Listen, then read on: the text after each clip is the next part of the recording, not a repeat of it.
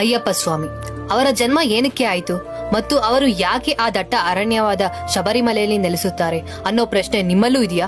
ಹಾಗಾದ್ರೆ ಅಯ್ಯಪ್ಪ ಸ್ವಾಮಿಯ complete series ಕತೆ ನಮ್ಮ ಚಾನೆಲ್ ನಲ್ಲಿ ಅಪ್ಲೋಡ್ ಮಾಡ್ತೀವಿ, ನೋಡಿ. ಮಹಿಷಾಸುರನ ಸಂಹಾರದ ನಂತರ ಮಹಿಷಾಸುರನ ಸೋದರಿಯಾದ ಮಹಿಷಿಯು ತನ್ನ ಸೋದರನ ಕೊಲೆಗೆ ಪ್ರತೀಕಾರ ಮಾಡಲು ನಿರ್ಧರಿಸಿ ಬ್ರಹ್ಮನನ್ನು ಕುರಿತು ತಪಸ್ಸು ಮಾಡುತ್ತಾಳೆ. ಆಗ ಬ್ರಹ್ಮದೇವನು ಅವಳ ತಪಸ್ಸನ್ನು ಮೆಚ್ಚಿ ಅವಳಿಗೆ ವರ ಕೇಳಿದಾಗ ಆಗ ಅವಳು ಹೀಗೆ ಕೇಳುತ್ತಾಳೆ: ವಿಷ್ಣು ಮತ್ತು ಶಿವ ಅಂದರೆ ಹರಿಹರ ಇವರಿಗೆ ಜನಿಸುವ ಸಂತಾನಕ್ಕೆ ಮಾತ್ರವಲ್ಲದೆ ಬೇರ್ಯಾರಿಂದಲೂ ನನ್ನನ್ನು ಕೊಲ್ಲಲು ಸಾಧ್ಯವಾಗಬಾರದು ಎಂಬ ವರವನ್ನು ಬ್ರಹ್ಮನಿಂದ ಪಡೆದುಕೊಳ್ಳುತ್ತಾಳೆ. ಕೂಡಲೇ ದೇವಲೋಕಕ್ಕೆ ಧಾವಿಸಿದ ಮಹಿಷಿಯು ದೇವತೆಗಳನ್ನು ಪೀಡಿಸಲು ಆರಂಭಿಸುತ್ತಾಳೆ.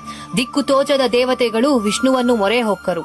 ಮಹಿಷಿ ಪಡೆದ ವರವನ್ನು ಅರ್ಥೈಸಿಕೊಂಡ ವಿಷ್ಣು ಹಿಂದೆ ಅಸುರರಿಂದ ಅಮೃತವನ್ನು ಅಪಹರಿಸಿ ದೇವತೆಗಳಿಗೆ ನೀಡುವುದಕ್ಕಾಗಿ ತನ್ನ ತಾಳಿದ ಮೋಹಿನಿಯ ರೂಪವನ್ನು ಈಗ ಮತ್ತೊಮ್ಮೆ ತಾಳಿತನು.